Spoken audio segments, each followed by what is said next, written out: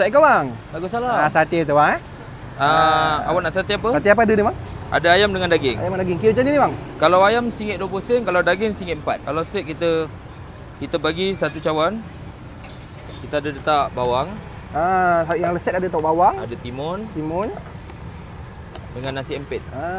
Set ni berapa batang bang ada? Ada 5 batang. Okey, kita letak sate. Saya tahu 5 lah bang Kuah kacang. Kuah kacang kita bubur. Semua buat sendiri bang Semua buat sendiri. Homemade orang kata kan. Macam ni untuk ayam 7. Habis kalau minta bawang lebih ke ni apa? Timun lebih ke boleh free, ke? Boleh. Boleh bagi tahu je lah. Kena bagi tahu. Betul. Nasi empit kira macam mana? Nasi empit RM1. Sate. Daging pun lembut bang Daging pun lembut. Insya-Allah. Habis abang berniaga kat sini bang? Saya berniaga dekat sebelah McD Dataran Pahlawan tiap hari Sabtu dan Ahad. Jam 6 petang hingga tutup. Untuk daging RM8. Okey, untuk ayam? Untuk ayam RM7. Dia ada 5 batang 5 batang. Okey, saya makan dulu bang Okey. Terima kasih. Sama.